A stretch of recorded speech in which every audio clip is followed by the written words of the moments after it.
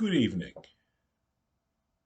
Happy wee hours of Monday morning here in the Eastern Time Zone.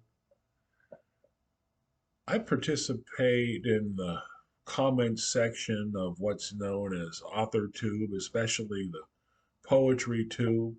I noticed that 5 years ago, a challenge was launched, a series of 12 very acute questions. I could actually think of a few more. I'm going to address those sometime this week as well, um, because it's a good way to let other people who are writing get to know what I'm all about now that I know what they're all about. There's some really good people I keep in touch with. I'd like to start giving them the credit that's due to them. There are a number of questions which keep popping up in what I will call Poetry Tube. One of them is the issue of publishing, and I'm all for it. I've only started publishing in the last couple of years, since fall of 2019, in Snakeskin Poetry e-zine, a British journal with a poetry by the title Sleeplessness is Homelessness is Stone. I'll make a video of that maybe next week. Got a lot on my plate right now.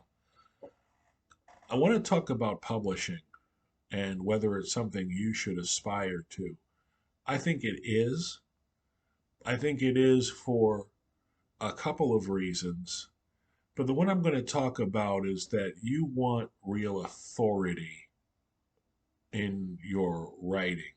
You want to, I think, you want to escape that loop of having a group of fellow writers that you're workshopping work with, and ultimately looking for the approval of a teacher who's running the workshop. That's kid stuff beyond a certain point. I'm going to be honest with you. I'm not really interested in what a bunch of random poets and writers and teachers think about my writing. I'm interested in what editors think about my writing. When you publish, that conveys authority to you. Obviously, your work can continue to improve, but once it's published, you just feel more real in your writing and settled in your writing than you did before. There's just no two ways about it. You're graduating from student writer to writer, and you feel the difference internally. There are also a couple of things like this for Apollo again. I just like the smoke. I hope I know he likes to smoke this cinnamon. Um, One of the things I didn't expect was just how exciting it is being part of a magazine alongside other poets in print in the same publication. You really feel like you're you've got a team pulling together. And the editor is himself or herself an artist working in the medium of poetry magazines. I love looking at a magazine and saying, oh, I've got something that can just fit in to what they're trying to do so nicely. That's how it was with Snakeskin. Uh, it's a wonderful feeling being part of a group of poets working in a magazine together or existing in a magazine together. It's like you're all rowers in one direction. Whereas workshopping is I find it weirdly passive aggressive. Um, I find that it encourages quick writing and a certain kind of sloppiness. People aren't going to really get what you're trying to do. Much better being in a published journal with your peers than it is working in a workshop together. I just don't know. I'm going to have more to say about this. It begs the question how to find the journal. And I'm going to recommend Duotrope as a resource for all poets. It makes the process of finding poetry magazines first thorough, second fun. Because you can find a magazine for whatever it is that you're looking to work in. There are going to be poetry magazines that fit your politics, that fit your geekiness, that fit your minority pagan religion, ye paean, or your minority racial or gender status as well. There are magazines, there are poetry magazines that will fit whatever piece you've just finished beautifully so that you can complement that magazine and create something bigger and more beautiful. And I really enjoy the relationship between poet and magazine editor. It's a collaboration that is enjoyable in a way that the relationship between teacher and student just can't match. Um, I definitely recommend don't sit, above all, don't sit and wait for your classmates or your teacher to determine whether you're ready to get published.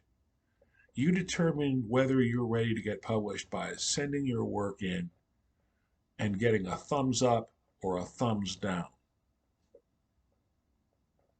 And just keep doing it. Just keep at it.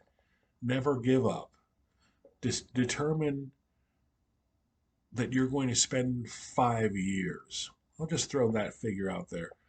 If you can spend 5 years trying to get something published every month, first of all, you're going to enjoy doing it. Second of all, you're going to get published sooner or later if you're any good at all. Some people just aren't, but if you're any good at all, which I think you pretty much are likely to be if you're here watching this, do it, man. Duotrope is $5 a month. You can break down the magazines in all kinds of categories, and it's really quite pleasant just looking at, oh, here's a magazine that specializes in, mystery genre for gender fluid people. Here's one that emphasizes science fiction. Here's one that emphasizes uh, high literature, but with a sort of a punky aftertaste to it. And you just want to be part of these. If you find one that's going to be in print a long time, then you've got a slice of immortality there that you're definitely not going to get in a writer's workshop. So don't let anybody put themselves in the position to decide whether you're good enough to get published. Get your stuff out there, start putting it out, and let editors make that decision. And remember, don't get mad at editors for turning you down. Don't get discouraged because what editors are doing, they're trying to fit together a number of poems to make a kick ass magazine, a kick ass edition. So it doesn't. It's not just about whether you're good. It's also a matter of whether the pieces that you submit fit what they're looking for that particular issue. In that sense, it's a collaboration to make something greater than a single poem.